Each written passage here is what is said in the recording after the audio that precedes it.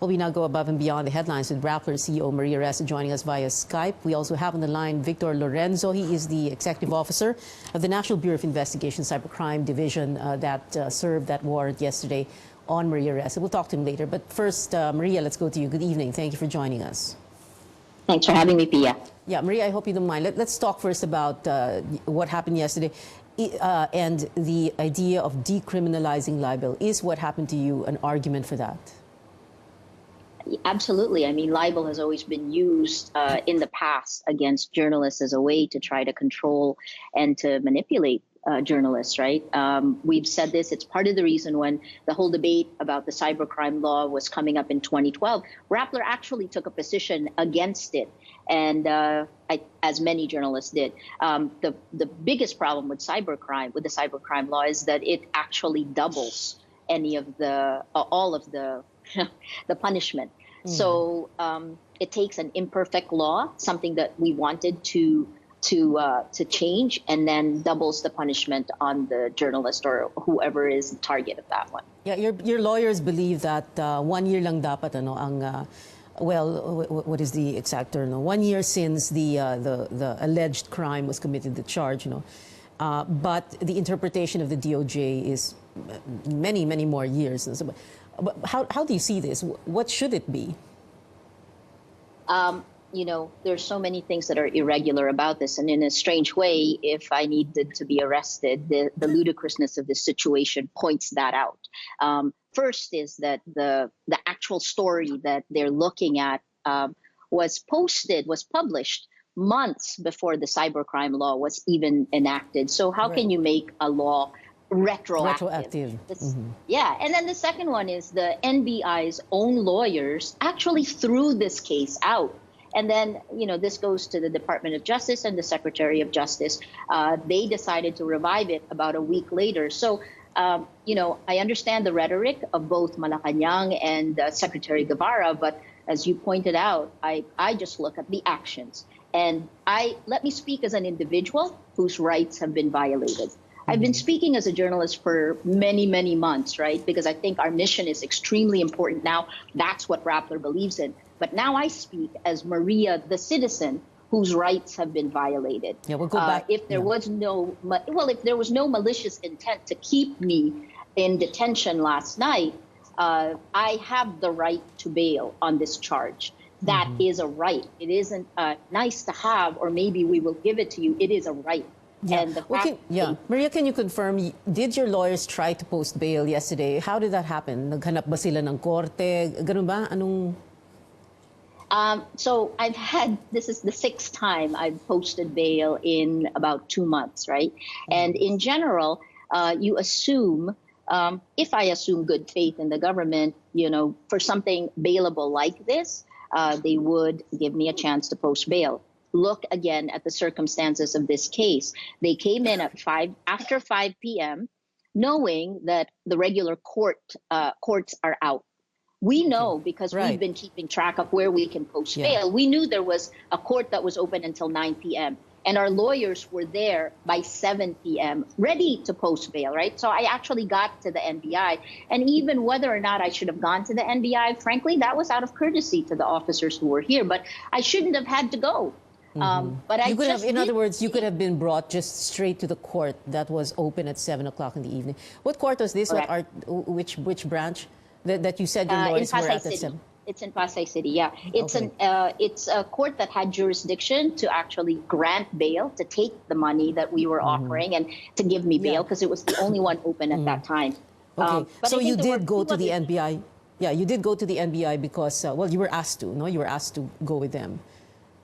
I went because they waited for our lawyers, and I thought I would be out by the evening, because our other set of lawyers were already ready to post bail. What they neglected to tell me was that they didn't actually have complete documentation, meaning they had the arrest warrant, but they didn't have the information sheet, which actually told you how much bail could be set. And if you look, the Inquirer's headline today is that it wasn't a bailable charge. It is. But the reason why they thought that was because in the actual arrest warrant, it didn't set any amount for bail. Yeah. That's irregular to begin with. So I would ask that judge, why issue an arrest warrant without bail, right? I wonder, Maria, if you can talk about the article itself. No? So Rappler wrote an article and mentioning this businessman, Wilfredo Keng. Was that, yung content ng article, was that libelous? Did you say anything, write anything libelous about Mr. Keng? Nothing. And in fact, not only was this vetted by our most senior leadership, but one of the people involved in this is our senior investigative reporter, the late Aris Rufo, who quoted the intelligence document. You know, Aris's work has been quoted tremendously by President Duterte himself. In fact, he gives away Aris's investigative book on the church, right? So, I mean, the work is good, and I heard some of what Mr. Keng's lawyers have said. We have never offered to take down an article because once it's vetted, we stand by what we write. If there is an error, we have a corrections page that's very transparent. The timing is very suspicious for me. It's 7 years after that article was published, and the cybercrime law hadn't been enacted yet. The circumstances surrounding the arrest actually became part of the story also. So you had one of your young reporters taking video with her smartphone, and she was being told by one agent to stop, in so many words. Were any laws being violated at that point? Because if you do try to interfere in a law enforcement operation, for example, the serving of a warrant of arrest, then that can be problematic. At any point, was your reporter interfering with the law enforcement operation? Never, never. And I actually think, you know, if I were to say what's happening both to me and to Rappler, it's death by 1,000 cuts.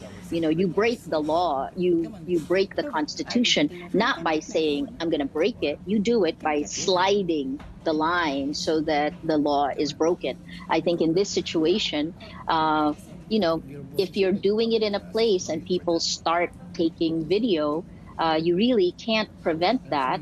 It is the right of a journalist to do that. You know, Pia, we had this debate during the Peninsula Siege, right? Yes. We took it all the way to the Supreme Court. I think there is always a balance between the public's right to know and the state's right to protect itself. In this instance, I'll say that the agents, the officers of the NBI were actually, in general, the guys I dealt with were very courteous.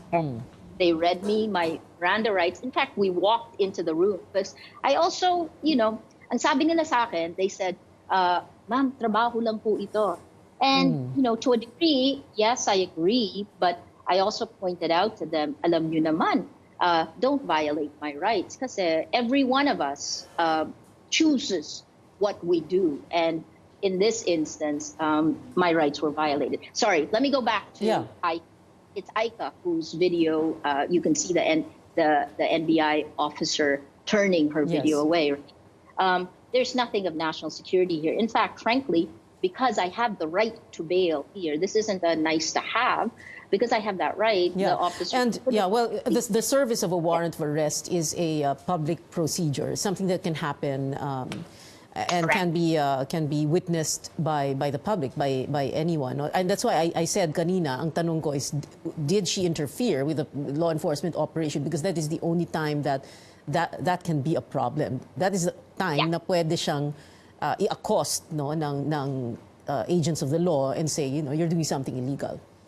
So that was the argument at Peninsula. So, no, she did not interfere. And in fact, our head of multimedia actually stepped in to protect her, to make sure there's always that the push and pull when something like that happens. But in this situation, the officers came after office hours, after court was closed, and we were documenting it. And whether they wanted it public or not, that's not really their call. You know, we were doing our jobs. Okay, Maria, my last question. The administration telling you to, you know, drop the drama, drop the rhetoric, etc. And earlier today, when you got your release order and you were speaking to the media afterwards, you did turn very emotional.